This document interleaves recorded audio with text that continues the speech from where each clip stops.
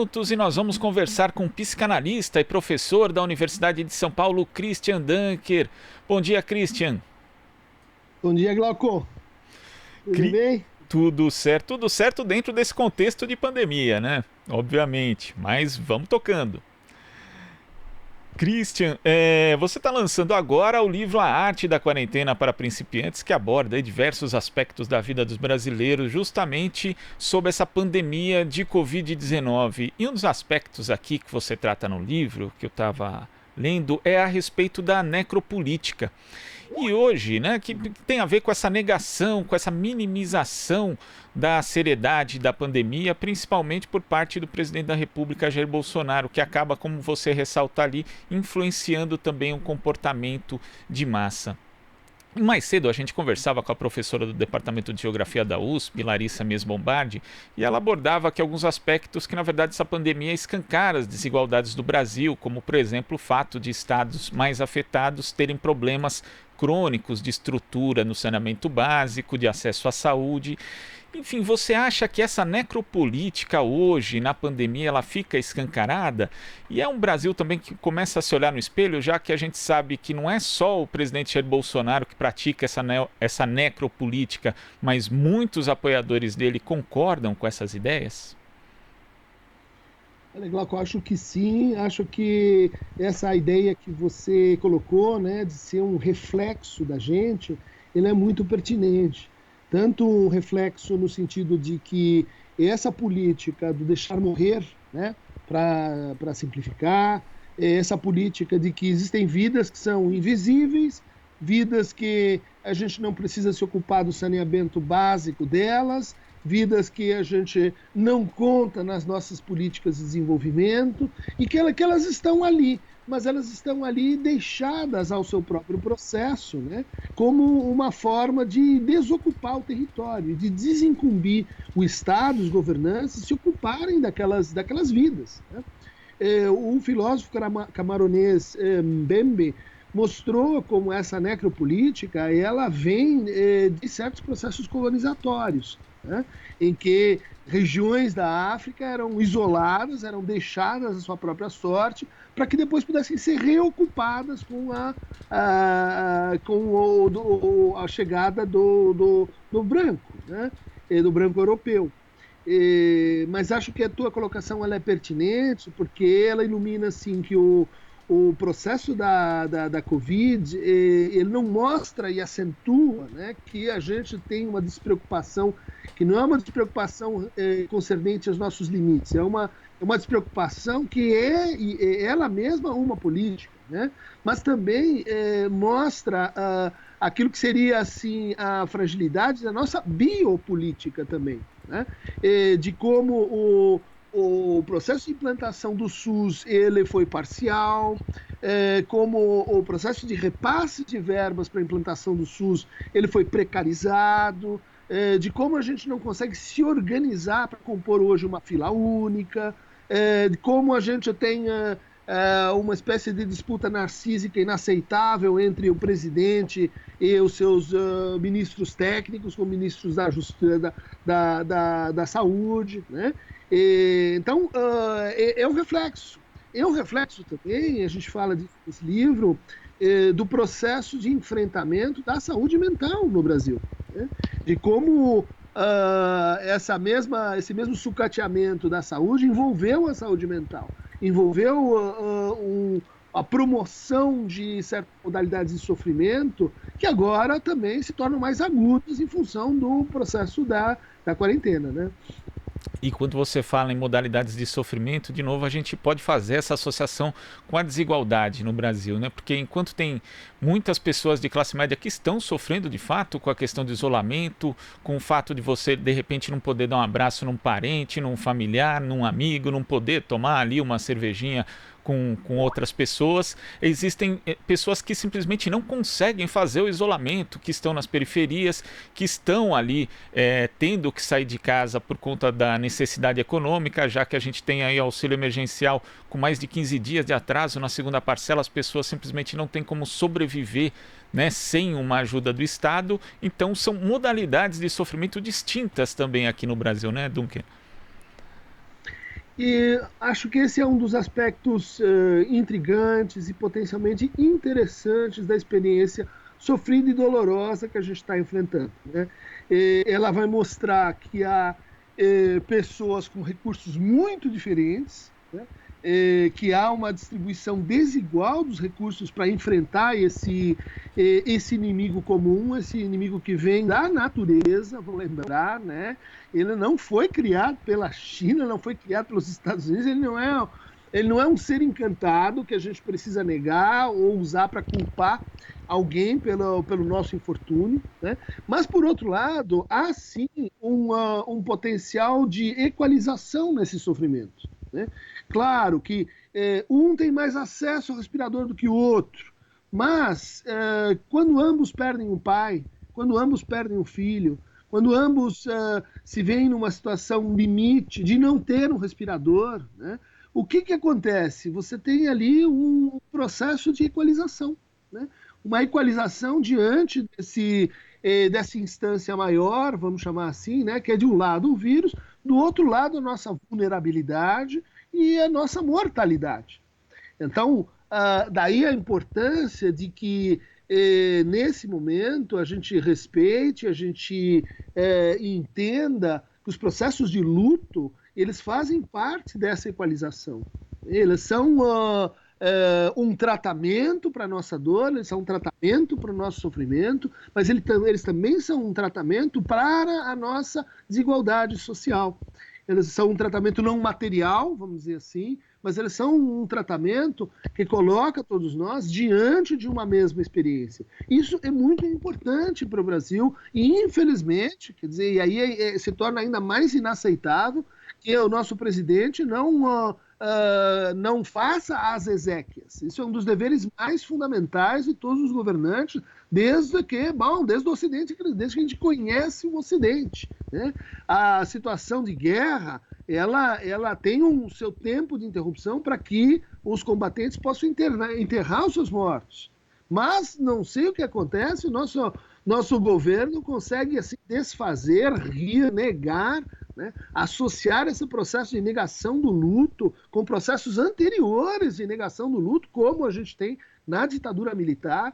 Então, isso indigna quem trabalha com saúde mental, porque sabe que a declaração oficial de luto, a bandeira meio pau, o respeito dos governantes, ele faz parte do processo individual das pessoas, né, que estão perdendo seus entes queridos.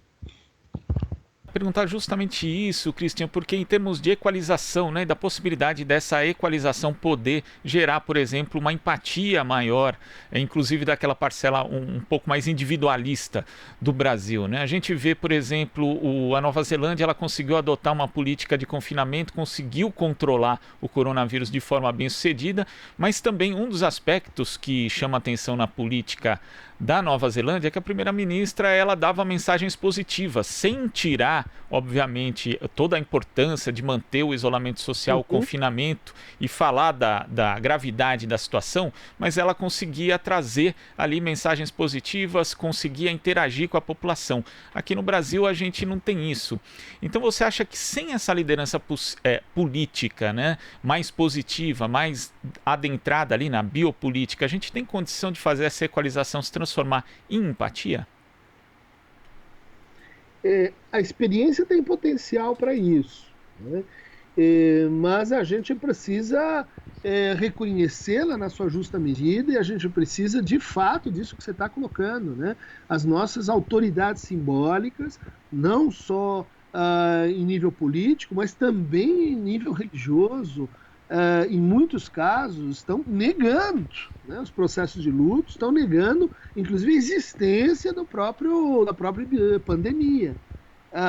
Isso não favorece a empatia, isso favorece o individualismo, isso favorece, assim, aqueles que estão na nossa crença vão ser salvos. Aqueles que não estão, a gente não se interessa por eles, né?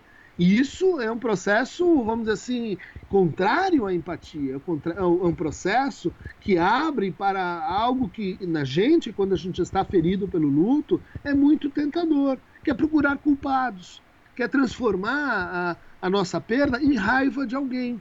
em ataque a alguém. Isso é uma instrumentalização dos afetos, é uma instrumentalização dos sentimentos, que é muito contraproducente, né? Porque ela joga fora a potência de empatia e solidariedade e substitui isso por mais o quê? Mais do mesmo. Mais polarização, mais produção de inimigos, mais segregação, mais incapacidade da gente de enfrentar de forma comum essa situação tão difícil, né? Então a gente dá uma passeada pelo mundo, até Boris Johnson consegue fazer isso que você está mencionando, né? Do caso da primeira-ministra da Nova Zelândia, tão bonito, que é de se colocar junto com as pessoas, e não junto com algumas pessoas, não junto com aquelas pessoas que você convida para o seu churrasco, aquelas são gente como a gente, que são iguais a você. Isso realmente a gente tem que tomar uma providência, porque o luto é maior que tudo isso aí. Christian, agora a gente chama a Marilu Cabanhas. Oi, Marilu. Oi, Glauco. Oi, Christian. Bom dia. Marilu, tudo bem? Tudo certo. Aqui, quietinho, aqui na quarentena. Christian, em casa, seguinte, fica em casa, é isso aí, estou obedecendo direitinho. Agora, Christian, deixa eu te perguntar uma questão sobre a morte. A gente sabe que, obviamente, né, pessoas que já perderam entes queridos da família sabem o quanto isso é dolorido.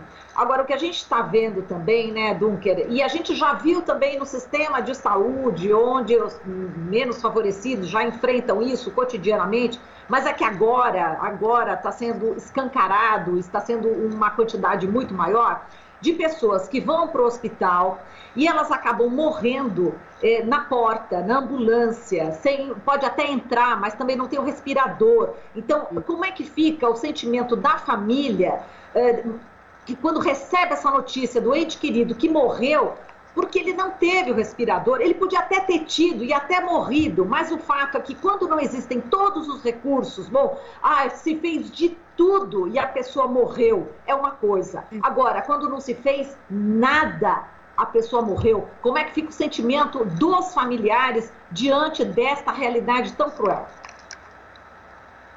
Então, Manu, é exatamente isso que a gente precisa cuidar para não acontecer, né? Para não transformar a perda em mais ressentimento, né? Em mais ódio e culpa, porque a gente vai disponibilizar para essa pessoa uma coisa que é assim, por que eu não tenho direito e o outro tem direito à vida, né? Aí que reforço hoje a coluna de Cida Bento, né? Dizendo que o nosso momento é o momento da fila única. Não dá para a gente continuar com vagas em hospitais de campanha, com vagas em hospitais privados, enquanto a gente tem hospitais públicos que estão saturados. Se cada um é a própria situação de lógica de condomínio forçada ao seu limite, né? Quer dizer, todos os nossos recursos devem estar disponíveis para todos, né? Senão, o que a gente está falando? A gente está falando em Auschwitz, a gente está falando em alguns que vão morrer em vez de outros. E isso faz mal para a estratégia sanitária, para a gente usar bem os nossos recursos em nível nacional, municipal, estadual, e isso faz mal para o processo de elaboração e enfrentamento psíquico daqueles que enfrentam uma situação mais aguda, né? É algo assim parecido, você citou a Nova Zelândia, mas a gente podia buscar a Tchecoslováquia, né, a República Tcheca, como um ótimo exemplo de como a gente enfrenta isso, e boas práticas, né? Porque ali começou o uso da máscara, mas o uso da máscara no interior de um certo discurso, que diz o seguinte: use a máscara para proteger o outro, porque ela não te protege do contágio. Ela não faz com que você não se contagie, ela faz com que o outro não pegue de você. E se você pensa primeiro no outro, todos nós conseguimos sair dessa. Quer dizer, é a lógica anti-condomínio. Não vai dar. Se você pensar primeiro em você, o que vai acontecer? Você vai ter respirador, mas não vai ter ambulância. você vai ter ambulância, mas não vai ter a medicação. Ou você vai ter a medicação, mas não vai ter médico. Quer dizer, é uma conta fácil da gente fazer e que está, infelizmente, sendo explorada por gente que trabalha na necropolítica, que, nesse caso, ela está, assim, exemplificada pela arte de lentificar os processos, de criar, assim, condições, de criar, assim, falsas observações de prudência, ou então de burocracia, porque aí a gente vai lendo, estava falando dos R$600, e aí a gente gasta menos, né? Aí fica economicamente melhor para a gente. Um governo que pensa assim não merece o nome de governo. Perfeito. E queria que você falasse dos transtornos psicológicos, né, que estão trazendo, enfim, toda essa gama, né, de problemas e também essa gama toda de ineficiência, né, do governo e a gente aqui em casa sem poder protestar na rua. Sim.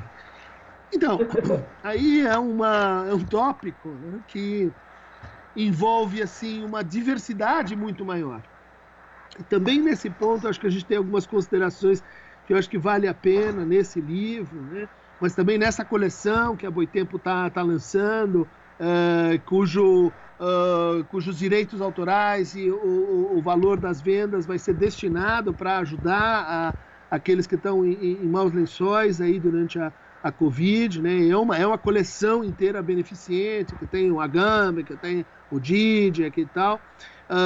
Mas aí tem um aspecto que é assim, muitos dizem, olha, a classe média, a classe alta, ela tem condição de fazer frente à quarentena, porque ela tem uma casa espaçosa, ela tem recursos acumulados, ela tem possibilidade de se virar com os seus recursos e com a sua rede social. E a gente tem, do outro lado, pessoas que estão vulneráveis, porque dependem mais do trabalho, porque dependem ou estão numa situação de compressão social muito grande, em moradias que nem sempre são as mais salubres, e assim por diante, né? Eu diria, a gente tem essa diferença, mas, curiosamente, a sanidade mental, a forma de enfrentar o sofrimento, o que cada um faz com aquilo que fizeram com aquele, ela é um pouco mais democrática do que isso, né?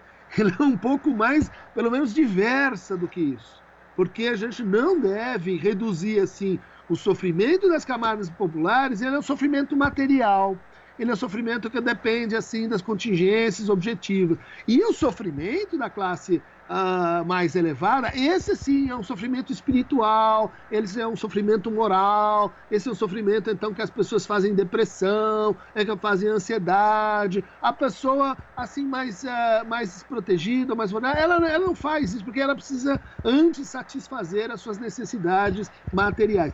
Isso é falso, né? A gente sabe que também a depressão, ela afeta mais, por exemplo, a população negra, ela afeta mais as mulheres do que os homens, ela afeta mais aqueles que estão fora de uma rede que é social, uma rede simbólica de suporte, né?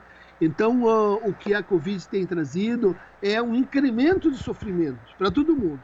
E o sofrimento psíquico que não é bem tratado, que não é acolhido, que não é posto em palavras, que não é escutado, ou que é transformado em raiva e culpa, ele muito frequentemente evolui para sintomas, né? Então tem essa pesquisa aí da UERJ, no Rio, mostrando dados preliminares, né? Mas assim, 98% mais de depressão, 70% mais de ansiedade, né? Que isso estaria assim, tomando todos nós pelo estado de sofrimento, né? Que estamos, porque estamos contrariados em casa, e porque em casa se cortam, ou pelo menos a gente perde uma parte dos nossos laços sociais restauradores, né? A gente não consegue estar com o outro, a gente não consegue abraçar o outro, a gente se vê privado de uma parte da nossa sexualidade. Isso tem efeitos, né? Isso faz com que a gente, enfim, sofra mais, né? Verdade. Bom, aqui, Duncan, eu acho que a gente já está em cima da hora, mas eu estou vendo aqui uma mensagem de uma ouvinte, Bianca Maria Binazzi, lá de Joanópolis. Acho que a gente não vai, infelizmente, ter o tempo para responder, mas eu vou te pedir depois, até para mandar a resposta pelo áudio, né, para falar para ela. Enfim, ela está te mandando super beijos. Eu amo tanto Duncan. E ela diz o seguinte, para você falar depois sobre o divirta-se ou devoro-te. Posso falar? É uma alusão assim, campanha que estamos promovendo. Cláudio Tebas, que é um palhaço profissional com quem trabalho, a gente já fez algumas intervenções, né? Praça pública, em situação assim com pessoas em vulnerabilidade, e que retoma o dilema da esfinge de Édipo, né? Quando Édipo vai chegando em Tebas, o palhaço chama Cláudio Tebas, a esfinge pergunta: decifra-me ou devoro-te? Nós estamos nessa situação, né? Na pandemia, ou a gente decifra a nós mesmos, ao mundo, ao conflito que se formou, ou vamos ser devorados, ou vamos, enfim, devorar a geladeira para aqueles que podem, né? Mas que tem a ver com esse desafio da gente encontrar humor, né? Que é uma das fontes de restauração, é uma das formas da gente tentar evitar que pelo menos uma parte do nosso sofrimento se individualize, se torne culpa, que se torne vergonha, que não seja propriamente reconhecida, e daí sim se transforma em um sintoma, né? Então, ou a gente recupera a capacidade de a gente se divertir, da gente ter algum humor nessa situação, ou devora-te, né? A esfinge da Covid vai nos devorar. Tá certo, Duncan. Obrigada. Um beijo para você. Valeu, um beijo. Beijo, Marilose. Fica bem, hein? Também. Christian, muito obrigado pela sua participação aqui no Jornal Brasil Atual e até a próxima. Até a próxima. Você ficou muito bonitão de barba, hein, Glauco? Eu quase não te reconheci, mas tá bonita. A gente vai variando aqui Até a próxima. o layout. Até, Duncan. Conversamos aqui com o psicanalista e professor da Universidade de São Paulo, que está lançando o livro A Arte da Quarentena para Principiantes, na coleção Pandemia Capital pela Boitempo Editorial, Christian Dunker. Você está ouvindo Jornal Brasil Atual. As notícias que os outros não dão.